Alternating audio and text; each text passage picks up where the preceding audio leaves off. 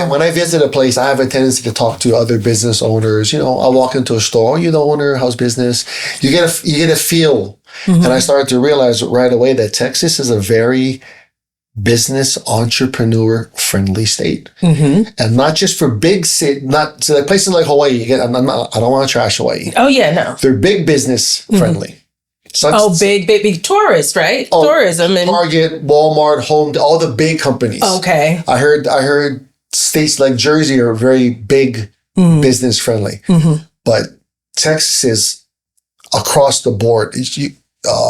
All including small business, even if it's just one man and a truck. Right. The rules and the regulations here in Texas really foster and encourage business and entrepreneurship at all levels. And that appealed to me. Then I started to do the math and I realized that if I moved to Texas, I could retire at 47, which is that's every man's dream to retire early. Yeah. So I thought about it, did some praying for a year or two, and I pulled the trigger. And I just completely walked away from my old life. And what was that like? So just before we get to Texas, because I got to I'm trying to get from Hawaii to Texas. What were you doing in Texas at the time? Did you go to college, or where was that? You grew up, you got out the house. Tell me what you were doing. One of the parts of my story that people really would say I should emphasize is the fact that I didn't graduate from college. Okay. I had a GED. So you're talking to a girl with a GED, I was a C average student, barely made it out of high school, hated math. Academic, real world math, I love. Because you did the math. Yeah. But academic math, I can't stand. I just thought. Me neither. By Hawaii standards, I had a really good life. My primary residence, I had a beautiful house up in the mountains. I could overlook the ocean. I ran a small termite and pest control company. I did consulting. Then I started to pick up rentals. But I put myself in a position, as you know, money is good for one thing and one thing only. It gives you options. That's it. That's all it's good for. Options. That's it.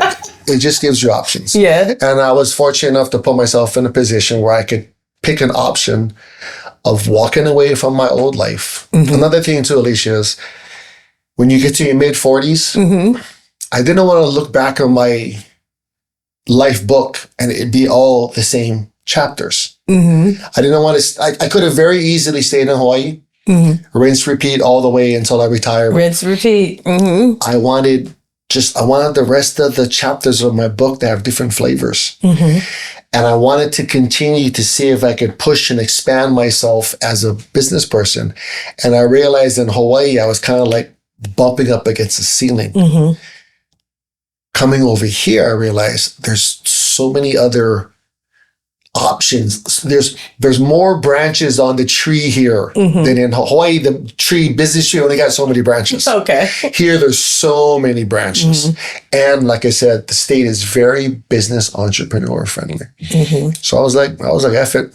Let's do this. Okay. I'm out of here. So you went from the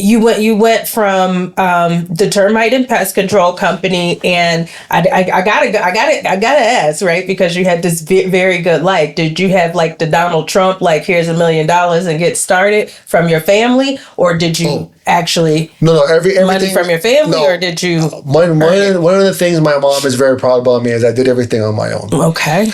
I originally started working for one of the family business, which is termite and pest control. Okay. But it got to the point where small business can only teach you so much. And my parents couldn't afford to pay me more. So I actually left my family's business and I went to go work for Terminex International. Okay. And I was there for a little under 2 years. I worked commission only sales. Making about 15% commission, which by commission standards is pretty good.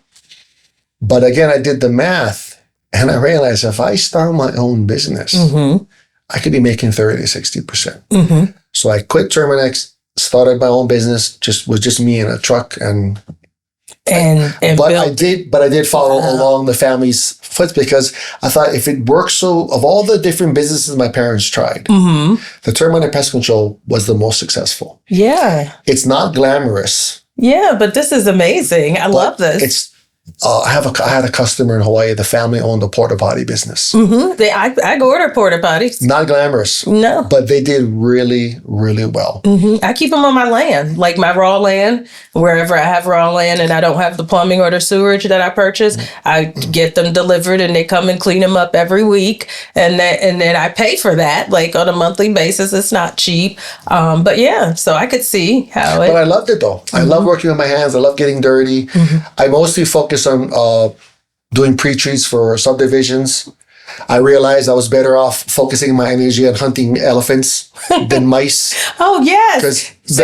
It's a book I'm reading, 2X, 10X is better than 2X. So I love that. Go ahead. Tell me about that. Everybody structures their business. Even as a lawyer, you specialize, right? Doctor, everybody specializes. I realized that focusing on pre-treats and doing this, plus doing a lot of inspections and stuff, I could still get paid without having to actually touch chemicals. So I found a little groove. For the everybody gets the termite inspections before with the real property before they purchase a home, or at least they should. And then obviously there's the follow up because there's just that is I love that. I didn't even know about that. So you took the termite business and you came on to Texas you were still in the termite business? No, that I left. You left that in Hawaii? So you got to tell me how we got to the bag, okay? So I realized inquiring minds. You're making so many dollars an hour, right? $10 an hour.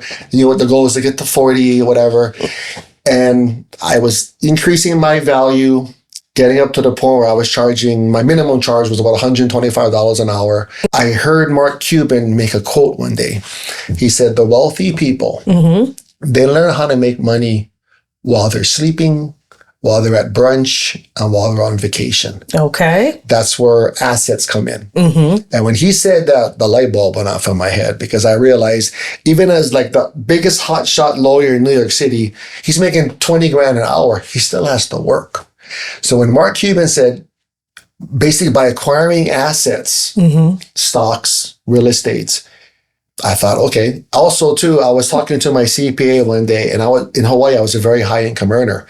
And I had my daughter was out of college. I had no write-offs. I had no debt because I pay cash for everything. He's like, dude, if you don't start figuring out what to do with this money, you're going to have to pay more taxes. What a problem to have, right? But first world problems. Yeah. That's why when people ask me nowadays, how am I doing? I don't complain, because what am I going to say? I'm going to cry about owning too many homes. It's insulting. Yeah.